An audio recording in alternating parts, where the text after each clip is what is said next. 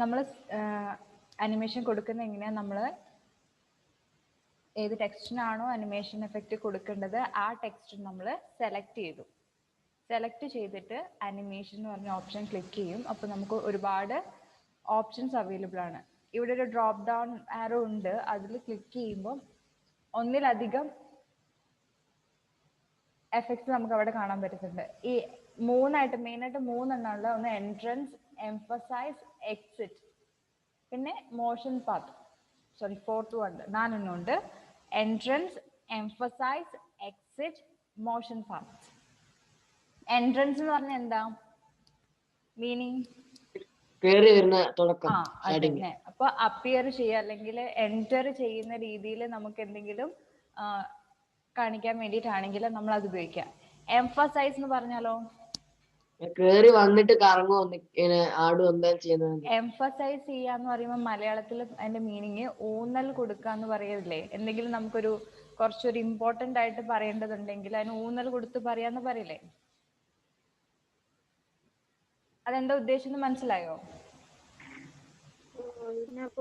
Emphasise പറയാ, എന്തെങ്കിലും ഒരു കാര്യങ്ങൾ നമ്മൾ എന്തെങ്കിലും ഒരു കാര്യമില്ലേ അത് കുറച്ചുകൂടെ ഇമ്പോർട്ടൻസ് കൊടുത്ത് പറയാ, ഊന്നി പറയാന്ന് പറയില്ലേ? ഇപ്പൊ നമുക്ക് ഒരു പോർഷൻ എടുക്കുമ്പോൾ അതിന്റെ എന്തെങ്കിലും ഇമ്പോർട്ടന്റ് ആയ ഒരു കാതലായ ഭാഗം ഉണ്ടാവും, അത് കുറച്ചുകൂടെ സ്ട്രെസ് ചെയ്ത് പറയേണ്ടി വരും. ഇപ്പൊ നിങ്ങളുടെ പ്രസന്റേഷനിൽ നിങ്ങൾക്ക് എന്തെങ്കിലും കാര്യം ഇമ്പോർട്ടന്റ് ആയിട്ടുള്ളത് പ്രസന്റ് ചെയ്യേണ്ടി വരും. ആ ഒരു സംഭവം നമ്മൾ അനിമേഷൻ എഫക്റ്റിൽ എംഫസൈസ് എന്ന് പറഞ്ഞ ഏതെങ്കിലും ഒന്ന് ഉപയോഗിച്ച് അതാവുമ്പോൾ കുറച്ചുകൂടെ ഒരു ഇമ്പോർട്ടൻസ് ഇതിനുള്ള പോലെ ഫീൽ ചെയ്യും. അതിനാണ് എംഫസൈസ് എന്ന് പറഞ്ഞ ഓപ്ഷൻസിൽ കുറേ ഉണ്ട്. അതിൽ ഏതെങ്കിലും ഒരു ഓപ്ഷൻ നമ്മൾ നമുക്ക് ഇഷ്ടമുള്ളത് ചൂസ് ചെയ്യും.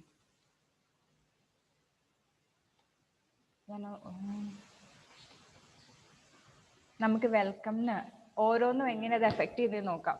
ഫസ്റ്റ് വെൽക്കംന് നമ്മൾ എംഫസൈസ് എന്ന് പറഞ്ഞ ലിസ്റ്റിലെ ഓപ്ഷൻസ് കൊടുത്തു നോക്കാം. ഫസ്റ്റ് അപ്പിയർ കൊടുക്കുമ്പോൾ ഇങ്ങനെയാണ്. ദെൻ ഫെയ്ഡ്, ഫ്ലൈ എന്ന് പറയുമ്പോൾ തന്നെ പറന്നു വന്നത്, float, split, wipe, shape, wheel, random bars, grow turn, അങ്ങനെ കുറെ ഓപ്ഷൻസ് ഉണ്ട്. പിന്നെ സ്വീവൽ,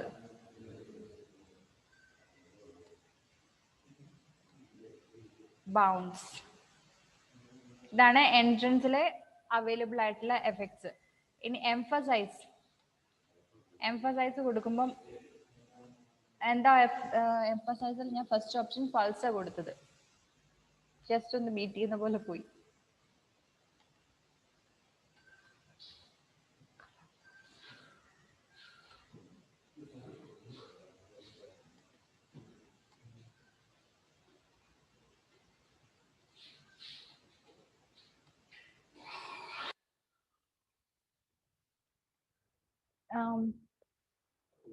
വേറൊരു എക്സാമ്പിൾ വെച്ച് ഞാൻ പറയാം.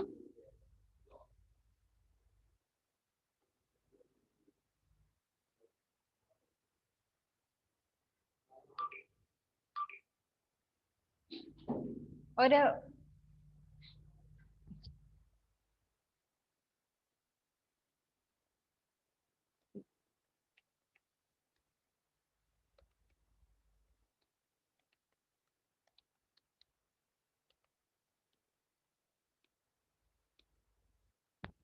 നമ്മുടെ നാഷണൽ ബേർഡ് ഏതാ? Peacock. Okay, peacock is our national bird. അതിൽ പീകോക്ക് എന്ന് പറയുന്നത് ഇമ്പോർട്ടന്റ് ആണ്, നാഷണൽ ബേർഡ് എന്ന് പറയുന്നത് ഇമ്പോർട്ടന്റ് ആണ്. അതിൽ ഈസിന് വലിയ ഇമ്പോർട്ടൻസ് ഇല്ല. നാഷണൽ ബേർഡ് ആണ് എന്ത്? പീകോക്ക്. ഈ ഒരു സെന്റൻസിൽ നമുക്ക് എംഫസൈസ് ചെയ്ത് പറയേണ്ടതെന്ന് പീകോക്ക് എന്താണ്? നാഷണൽ ബേർഡ് ആണ്. 2 കീവേഡാണ്, peacock, national bird. Peacock, national bird. അപ്പൊ ഇത് നമ്മൾ എംഫസൈസ് ചെയ്യാൻ വേണ്ടിയിട്ട് പീകോക്കിനെ സെലക്ട് ചെയ്യുന്നു, അനിമേഷനിൽ പോകുന്നു, അതില്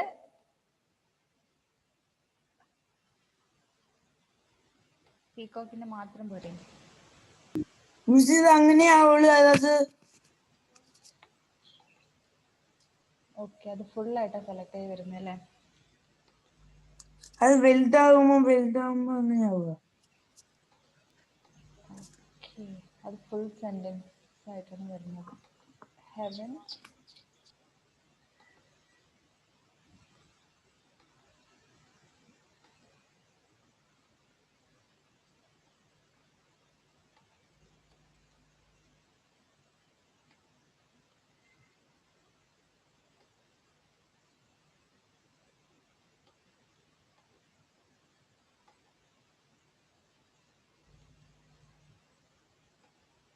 ഇപ്പൊ ഇവിടെ എന്താ സംഭവിച്ചത്?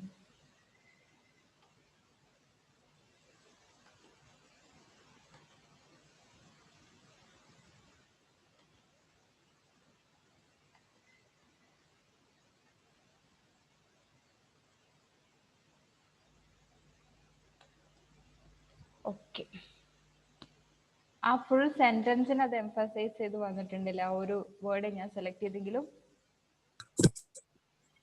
ഓക്കെ, എംഫസൈസ് എന്ന് പറഞ്ഞിട്ട് ഉദ്ദേശിക്കുന്നത് നമ്മൾ എന്തെങ്കിലും ഇമ്പോർട്ടന്റ് ആയിട്ടുള്ള കാര്യങ്ങൾ പറയണമെങ്കിൽ അത് ഒന്ന് കുറച്ചുകൂടി ഒന്ന് എന്താ പറയാ ഇൻട്രസ്റ്റിംഗ് ആക്കിയിട്ട് കുറച്ചുകൂടി ഒന്ന് ഐ അപ്പീലിംഗ് ആയി കുറച്ചുകൂടി ഒന്ന് ഓഡിയൻസിന്റെ ഉള്ളിലേക്ക് എന്താ പറയുക കയറി എടുക്കാൻ വേണ്ടിയിട്ടാണ് നമ്മൾ അങ്ങനെ എംഫസൈസിന് കൊടുക്കുക.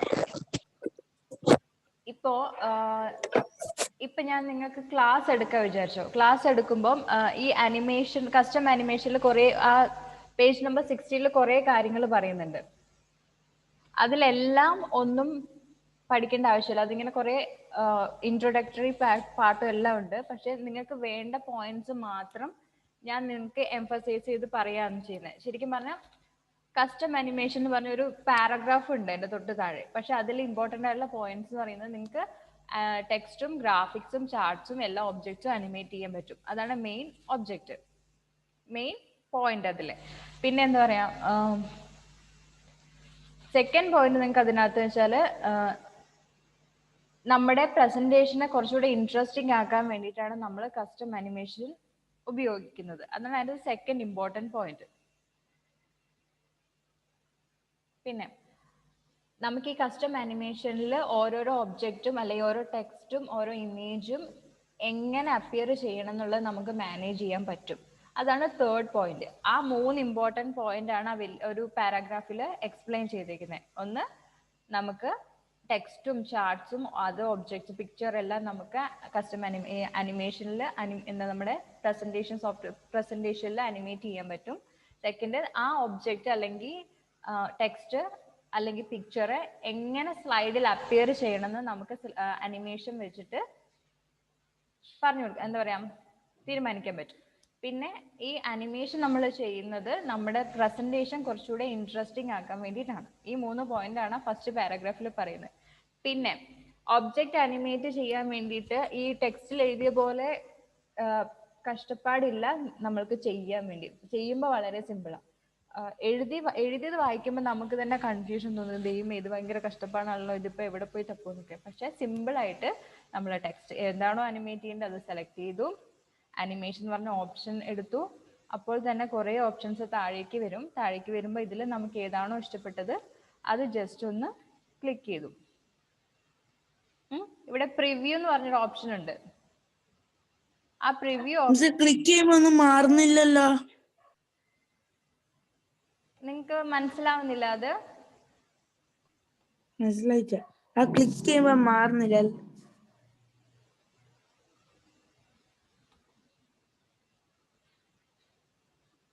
കാണുന്നുണ്ടോ? ഉണ്ട്.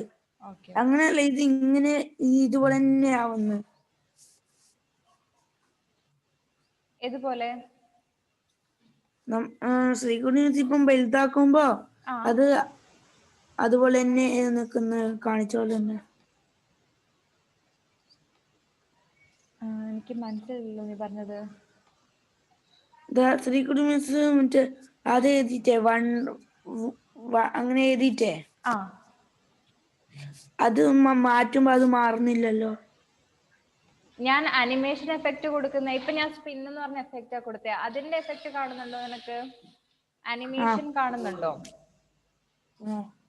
ഓൻ പറഞ്ഞത് അത് കഴിഞ്ഞിട്ട് പിന്നെ അതുപോലെ തന്നെ നിക്കുന്നുണ്ടല്ലോന്ന്. അതെങ്ങനെ വരും? കാരണം നമ്മൾ ഓരോന്ന് ചെയ്ത് നമ്മൾ സ്ലൈഡ് ഷോ ചെയ്തില്ലല്ലോ. ജസ്റ്റ് നമുക്ക് അതിലുള്ള കാര്യങ്ങൾക്ക് നമ്മൾ എഫക്റ്റ് കൊടുക്കുന്നതേ ഉള്ളൂ.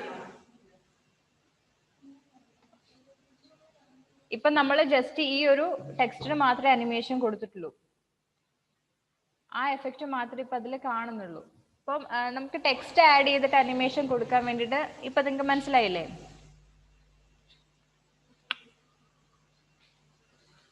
നിങ്ങൾ ഈ പ്രിവ്യൂ ബട്ടൺ എന്തിനാ ഉപയോഗിക്കുന്നത് അറിയോ?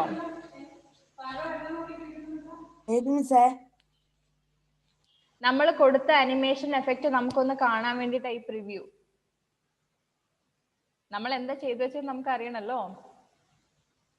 ഞാൻ ഉദ്ദേശിച്ചതാണോ ഞാൻ കൊടുത്തതെന്ന് അറിയാൻ വേണ്ടി ജസ്റ്റ് പ്രിവ്യൂ ഒന്ന് ക്ലിക്ക് ചെയ്യുക. അപ്പൊ നമ്മൾ അവിടെ കൊടുത്തിരിക്കുന്ന അനിമേഷൻ അനുസരിച്ച് ആ ടെക്സ്റ്റിന് ഒരു എഫക്റ്റ് ഉണ്ടാവും. അപ്പൊ നമ്മൾ ഓക്കെ ഇത് നമ്മൾ ചൂസ് ചെയ്ത് തന്നെ ആണെങ്കിൽ ഓക്കെ നമ്മൾ അടുത്ത ഇതിലേക്ക് പ്രൊസീഡ് ചെയ്യുക. ഇല്ലെങ്കിൽ നമുക്ക് മാറ്റി കൊടുക്കണമെങ്കിൽ മാറ്റി കൊടുക്കുക, അങ്ങനെ ചെയ്യാം. ഇപ്പൊ ഞാൻ ടെക്സ്റ്റ് മാത്രമല്ലേ പറഞ്ഞുള്ളൂ. ഇനി ഞാൻ വേറൊരു സ്ലൈഡ് ആഡ് ചെയ്യണേ. ഹോമിൽ പോയി ന്യൂ സ്ലൈഡ് ഞാൻ ഇൻസേർട്ട് ചെയ്തു. അതിൽ ഞാൻ പിക്ചർ ആട്ടോ ഇൻസേർട്ട് ചെയ്യാൻ പോകുന്നേ. ഇതിലിനി പിക്ചേഴ്സ് ഉണ്ടാവോ?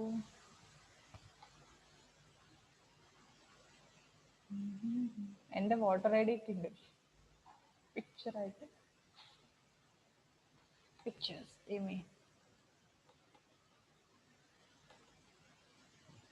oh no.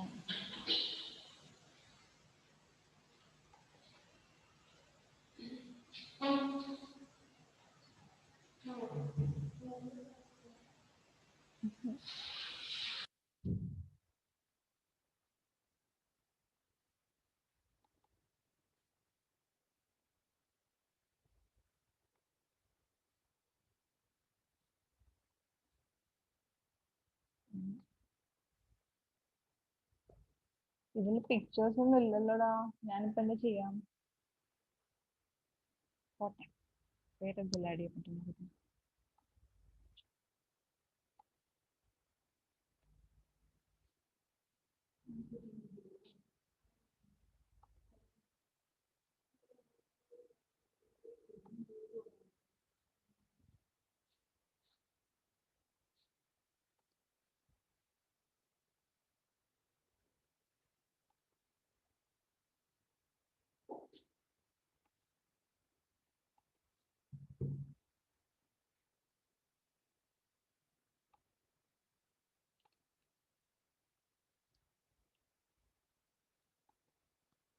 ഞാൻ ജസ്റ്റ് ചാർട്ട് ഇൻസേർട്ട് ചെയ്തു. അതിന് അനിമേഷൻ കൊടുക്കാൻ പറ്റുമോ നോക്കട്ടെ.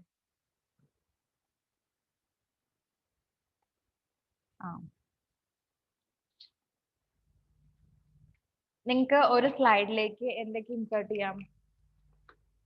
പിക്ചർ ഇൻസേർട്ട് ചെയ്യാം, ഓഡിയോ ഇൻസേർട്ട് ചെയ്യാം, വീഡിയോ ഇൻസേർട്ട് ചെയ്യാം. പിന്നെ നമുക്ക് വേണമെങ്കിൽ നമുക്ക് റെക്കോർഡ് ചെയ്യുകയും ചെയ്യാം. ഓൾറെഡി ഉള്ളത് നമുക്ക് ഇവിടെ ഇല്ലേ ഏറ്റവും റൈറ്റ് സൈഡിലായിട്ട് ഇൻസേർട്ട് ഓഡിയോ എന്ന് പറഞ്ഞ ഓപ്ഷൻ കാണുന്നുണ്ടോ? Insert audio from your computer or a variety of online sources. You can also record audio with a microphone. രണ്ട് രീതിയിൽ നമുക്ക് ഓഡിയോസ് ഇൻസേർട്ട് ചെയ്യാം. ഒന്ന് നമ്മുടെ കമ്പ്യൂട്ടറിൽ ഓൾറെഡി ഉള്ള ഓഡിയോ നമുക്ക് ഇൻസേർട്ട് ചെയ്യാം, അല്ലെങ്കിൽ നമുക്ക് റെക്കോർഡ് ചെയ്തിട്ടും വേണമെങ്കിൽ ഇൻസേർട്ട് ചെയ്യാം. അതിന്റെ തൊട്ട് അടുത്ത് കിടക്കുന്ന ഒരു വീഡിയോ ഇൻസേർഷൻ ഉണ്ട്. നമുക്ക് എന്തെങ്കിലും ഒരു ചെറിയ വീഡിയോ ക്ലിപ്സ് ഉണ്ടാവില്ലേ? ഇപ്പൊ ഒരാൾക്ക് ഒരു കാര്യം എക്സ്പ്ലെയിൻ ചെയ്ത് കൊടുക്കുന്നതിനേക്കാളും നല്ലത് എന്തെങ്കിലും ചെറിയ വീഡിയോ ആയിട്ട് കൊടുക്കാനാണ്. അപ്പൊ നമ്മൾ പറയുന്നതിനേക്കാൾ അവരത് കണ്ട് മനസ്സിലാവുമ്പോൾ കുറച്ചുകൂടെ തലേ കയറും ഇല്ലേ? അപ്പം നമ്മൾ ക്ലാസ് എടുക്കുമ്പോഴോ അല്ലെങ്കിൽ വല്ല സെമിനാർ എടുക്കുമ്പോഴോ ചെറിയൊരു വീഡിയോ ഒക്കെ കൂടി നമ്മൾ ഇൻസേർട്ട് ചെയ്താൽ നമ്മുടെ സ്ലൈഡ് പ്രസന്റേഷൻ കുറച്ചുകൂടെ ഇൻട്രസ്റ്റിംഗ് ആയിരിക്കും, കുറച്ചുകൂടെ നല്ലതായിരിക്കും. കുറച്ചുകൂടെ നമ്മൾ ഉദ്ദേശിച്ച കാര്യങ്ങൾ മാക്സിമം ആളുകളിലേക്ക് കൺവേ ചെയ്യാൻ വേണ്ടിയിട്ട് ഈസി ആയിട്ട് ഉപയോഗിക്കുന്നതാണ് നമ്മൾ പ്രസന്റേഷൻ. ഇപ്പൊ ടീച്ചർ നിങ്ങൾ ഒരു കാര്യം പഠിപ്പിക്കുമ്പോൾ അത് മര്യാദയ്ക്ക് അത് നിങ്ങളിലേക്ക് അത് എത്തണം എന്നുള്ളതല്ലേ മെയിൻ ലക്ഷ്യം. ടീച്ചർ എന്താണോ പഠിപ്പിക്കുന്നത് അത് നിങ്ങൾക്ക് മനസ്സിലാവണം അല്ലേ? ഓക്കെ, അപ്പൊ അതിന് ഒരുപാട് ഇൻട്രസ്റ്റിംഗ് മെത്തേഡ്സ് ടീച്ചർ ചിലപ്പോൾ ബോർഡിൽ എഴുതിക്കാം, ചിലപ്പോൾ ഇങ്ങനെ ഷേപ്പ്, ഇപ്പൊ നിങ്ങൾ മാത്സിൽ ഷേപ്സ് ഒക്കെ ആണെങ്കിൽ ചിലപ്പോൾ ടീച്ചർ ബോർഡിൽ വരച്ച് കാണിക്കും ഇല്ലേ? സർക്കിളും റെക്റ്റാങ്കിളും കാര്യങ്ങളൊക്കെ. പക്ഷെ അത് മിസ് ഒരു എന്തെങ്കിലും ഒരു മോഡൽ, ചെറിയ മോഡലൊക്കെ കൊണ്ടുവന്ന് ഇതാണ് റെക്റ്റാങ്കിൾ, ഇത് സ്ക്വയർ, ഇത് കോൺ എന്നൊക്കെ പറഞ്ഞ് കാണിച്ചാൽ നിങ്ങൾക്ക് പിന്നെ അത് എളുപ്പമല്ലേ? നിങ്ങൾക്ക് സിലിണ്ടർ ഇതാണെന്നൊക്കെ പറഞ്ഞ് കാണിച്ചാൽ നിങ്ങൾക്കത് കുറച്ചുകൂടെ മനസ്സിലാക്കാൻ എളുപ്പമല്ലേ? ആ മിസ്സേ ഒരു വേർഡാർട്ട് എന്ന സംഭവം ഈ വേർഡ് ആർട്ട് ചെറിയ ചെറിയ വേർഡ്സ് ഇല്ലേ, നമ്മൾ ടൈപ്പ് ചെയ്ത് കൊടുക്കും. നമ്മൾ വേർഡിൽ നോർമലി ഇപ്പൊ എന്നോട് പേര് ഡൗട്ട് ചോദിച്ചാൽ ജസ്റ്റിസ് അല്ലേ, സോറി, പേര് നമ്മൾ ടൈപ്പ് ചെയ്ത് കൊടുത്തു. എന്നിട്ട് വേർഡ് ആർട്ട് എടുക്കും. വേർഡ് ആർട്ടിൽ കുറെ സ്റ്റൈലുകൾ ഉണ്ട്, ഡിഫോൾട്ട് ആയിട്ട് അവൈലബിൾ ആയിട്ടുള്ള. അതിൽ ഏതെങ്കിലും ഒരു സ്റ്റൈൽ വെച്ചിട്ട് ഏതെങ്കിലും ഒരു സ്റ്റൈൽ ചൂസ് ചെയ്യാൻ വേണ്ടിയിട്ടാണ്. ഇതൊക്കെ പക്ഷെ പഴയൊരു ടൈപ്പ് പോലെയാണ്, നമ്മൾ അധികം ഉപയോഗിക്കാറില്ല. നമ്മൾ നോർമലി പേര് ടൈപ്പ് അല്ല എന്തെങ്കിലും ടൈപ്പ് ചെയ്തിട്ട് കളറൊക്കെ കൊടുത്തിട്ടൊക്കെ ചെയ്യാറുള്ളൂ. ഞാൻ ഓരോ ഓപ്ഷൻസ് ചൂസ് ചെയ്യുമ്പോൾ അതിന്റെ മാറ്റങ്ങൾ മനസ്സിലാവുന്നുണ്ടോ? ഓരോ എ ഉണ്ട്. യെസ്. ഓക്കെ, അപ്പൊ കുറച്ചുകൂടെ സ്റ്റൈലിഷ് ആയിട്ട് പേര് എഴുതാനും അല്ലെങ്കിൽ നമ്മൾ ആ ടെക്സ്റ്റ് എഴുതാനും, ഹെഡിങ് ഒക്കെ നമ്മൾ എഴുതുമ്പോൾ കുറച്ചുകൂടെ ഗ്രാൻഡ് അല്ലേ? നമ്മൾ ഓരോ മാഗസീൻ്റെ ഒക്കെ ഹെഡിങ് കണ്ടിട്ടില്ലേ? നല്ല സ്റ്റൈലായിട്ടല്ലേ അവർ എഴുതുന്നത്, ചുമ്മാ ഇങ്ങനെ വരി വലിച്ചിട്ടല്ലല്ലോ. ഏതെങ്കിലും ഒരു 3D എഫക്റ്റോ എന്തെങ്കിലും ഒരു എഫക്റ്റ് കൊടുത്തിട്ടല്ലേ അവർ എഴുതുന്നത്. അതുപോലെ നമ്മുടെ സ്ലൈഡിലെ കാര്യങ്ങൾ കുറച്ച് വൃത്തിയിൽ പ്രസന്റ് ചെയ്യാൻ വേണ്ടിയിട്ടൊക്കെ നമ്മൾ ഇതൊക്കെ ഉപയോഗിക്കുന്നത്. അതാണ് വേർഡ് ആർട്ട്. ഇനി ഞാൻ പറഞ്ഞില്ലേ പിക്ചർ ഇൻസേർട്ട് ചെയ്യാന്ന്. ഒരു മിനിറ്റ്, ഞാനൊരു പിക്ചർ, നിങ്ങൾക്ക് 8:30 വരെ അല്ലേ ക്ലാസ്? അത് വെബ് ക്യാമിന് വേണ്ടി ഇപ്പൊ ക്ലാസ് ഉണ്ടോ? ഒരു മിനിറ്റ്.